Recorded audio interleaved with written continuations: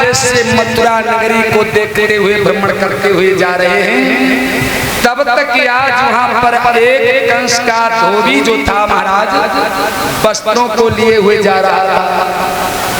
जैसे धोबी को दूर से निहारा भगवान कन्हैया ने तो बल्लाऊ भैया और दादा से कहा, दादा कहो कन्हैया। अरे दादा, इस मथुरा नगरी में तो जो देखो सब नया देखो। देखो देखो ये सामने कौन आ रहा है? ये तो कोई अजीब आदमी आ रहा है। अरे दादा अजीब नहीं, इससे पूछो बात करो, ये है कौन? आप हम ही पूछे। अब भगवान कन्हैया पहुंचे उस धोबी के पास, भैया इधर थोड़ा आइए, तुमसे कुछ बात करनी है।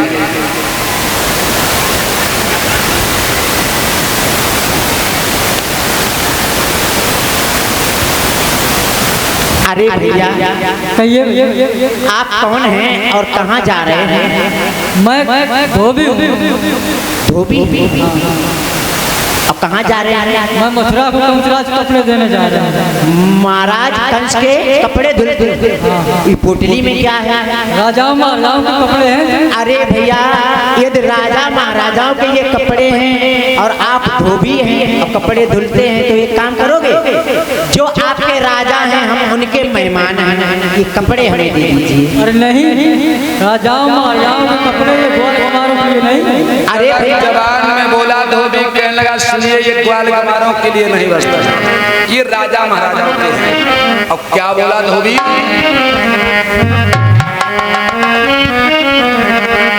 अरे पोता के अगर बनानी है, अरे तो लाओ किसी गुदड़िए को। अब कमली की अगर जरूरत है तो ढूंढो किसी गडरिए को।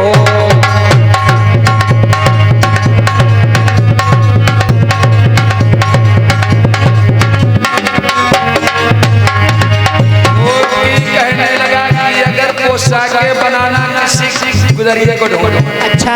कमली की अगर जरूरत हो तो किसी गडरिये को ढूंढो। अच्छा।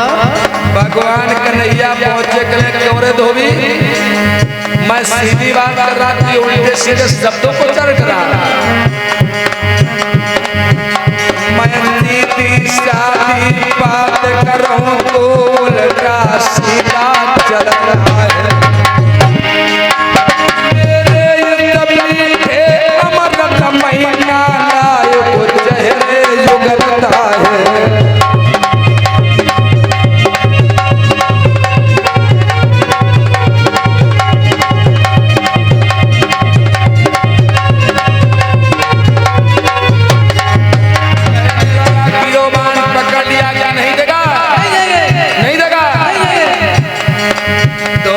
छोड़ गए को मेरे प्राण भले चले जाए राजा के वस्त्र कोई नहीं दूंगो।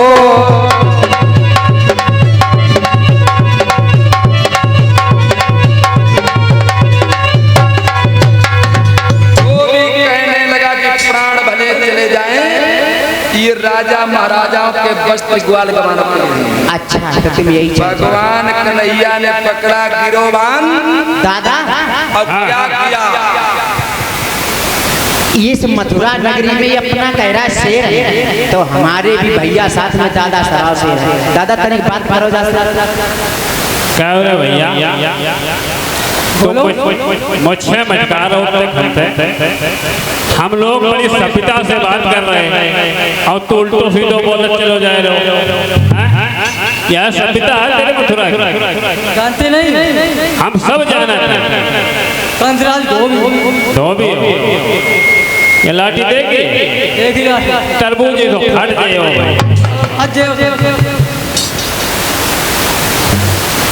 भगवान कन्हैया ने पकड़ा और क्या किया कि दो उंगली से नाथ नहीं और दिया तमाचा खींच और लौट गया वह धरन पर गो अमर पुरनी।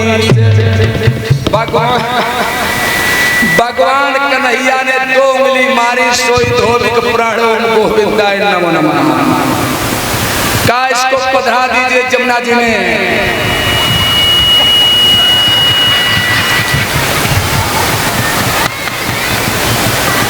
अब ये महाराज धोबी कौन है? ये वही धोबी है महाराज। 4 जन्म पहले ये धोबी कौन था परीक्षित जी? 4 जन्म पहले नहीं मालूम? चलो 3 जन्म रखो।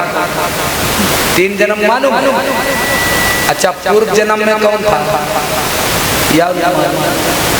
यही 3 जन्म पहले राजा इंद्र का गंधर्व और गंधर्वी थे। इंद्र का जब श्राप हुआ तब ये तोता मैना बने थे, और वही तोता मैना धोबी और धोबैन बने थे। और इसी धोबी ने माता ने सीता मैया का वनवास कराया था। परिचित मैंने एक दिन भजन सुनाया था। कौन? अरे निंदिया बाई घरई तो जइए और जा पे राम नाम ना हो।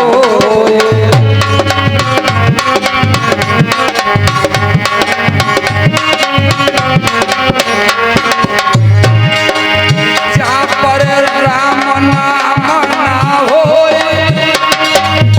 बैरिन कछु काम ना हो। निंदिया बाई घरई तो जइए जा पे राम नाम ना हो।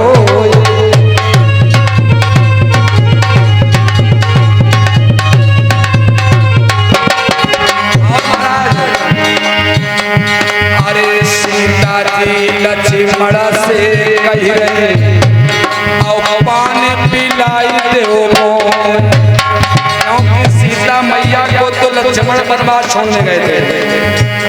अरे सीता जी लक्ष्मण से कही रहे अरे पानी पिलाई दो मोन। अरे लक्ष्मण जी पानी को चले गए और सीता जी गई सोई। दिया पाई घरई तो जइए जा पई राम नाम ना होय।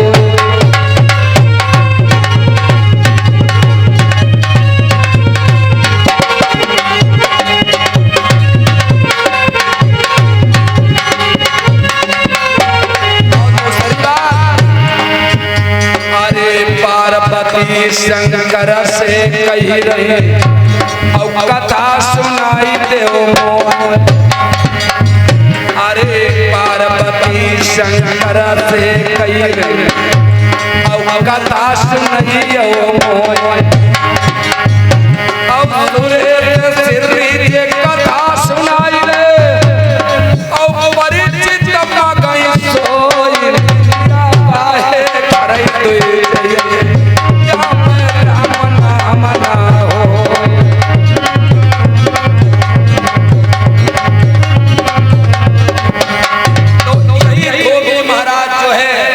मर्यादा के बंधन में तब इसका उद्धार किया भगवान ने द्वापर में। अब वस्त्रों को जैसे ही पहना, उल्टे सीधे वस्त्रों को कैसे पहना कि जामे को पैजामा मानो और पैजामा जामा बना लिया और साफे की साफी कर डाले, रुमाल कमर में बांध लिया।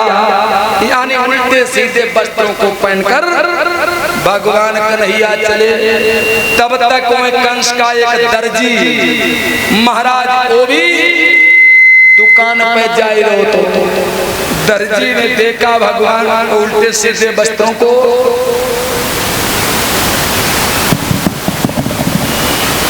दर्जी कहने लगा प्रभु अगर आप यज्ञा हो तो मैं ये वस्त्रों को सीधा ना पहना दूं। अरे भैया ये तो बहुत अति सुंदर बात है। अब वो दर्जी काट छाट करके आज भगवान को कैसे वस्त्र पहना रहा है। सीना 36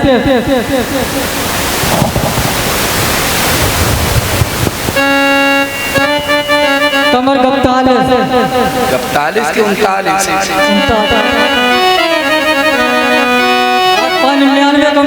अब वो दर्जी ने देखो कैसे ही वस्त्रों को भगवान को पहनाया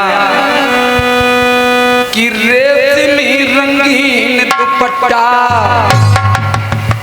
कैसे वस्त्रों को काट छाट करके कि रेशमी रंगीन दुपट्टा, अरे बूटी जड़ी किनारी की हो रेशमी रंगीन दुपट्टा, बूटी जड़ी किनारे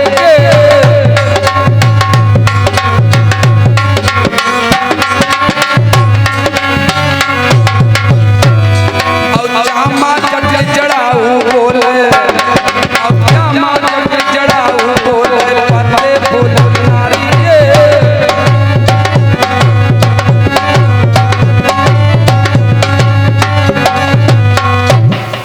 वस्त्रों को जब पहनाया भगवान ने नवदा भक्त का ज्ञान दिया कि दया धाम ने तब दिया, अरे उसको ये वरदान और धन जन से फूलो फलो बड़े सख्त बद ज्ञान, नवदा भक्त का ज्ञान दिया दर्जी को। अब वहां